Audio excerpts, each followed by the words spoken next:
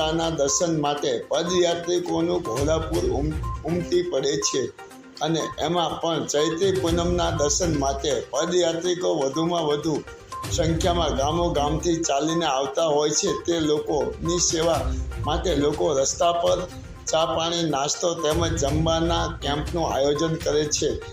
આવું જ આયોજન ચોટીલાના 5 ગામના સેવકો દ્વારા 5 દિવસના કેમ્પનું સાપર ગામ પાસે આયોજન શ્રી ચામુંડા મિત્ર મંડળ દ્વારા કરવામાં આવે છે, જેનો લાભ બહોળી સંખ્યામાં પદયાત્રિકો લે છે અને ચૈત્રી પૂનમને અગાઉથી જ ચોટીલાના તાલુકાના આજુબાજુ ગામમાં પદયાત્રિકો માટે કેમ્પોનું આયોજન કરવામાં આવતું હોય છે, જેમાં પદયાત્રિકો ચા પાણી નાસ્તો પણ લેતા હોય છે અને આરામ પણ કરતા હોય છે।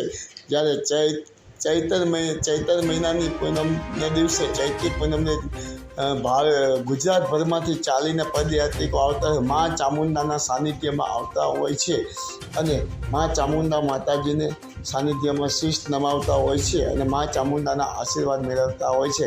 ત્યારે આવતીકાલે ચૈત્રી પૂનમનો દિવસ છે, ત્યારે ગુજરાતભરમાંથી પદયાત્રિકો લાખો ભાવિક ભક્તો ગુજરાતભરમાંથી પદયાત્રા ચાલીને ચોટીલા ચામુંડાના સાનિધ્ય ખાતે આવશે અને મા ચામુંડાના ચરણોમાં શીશ નિરાવશે અને મા ચામુંડાના આશીર્વાદ પ્રાપ્ત કરશે। જયેશ ચૌહાણ, માયાજાર ન્યૂઝ, સુરેન્દ્રનગર। જે શબ્દ એમાં રાવતી એવું કહેવાનું છે, ચામુંડા માતાજીનો કેમ્પ છે, જેમાં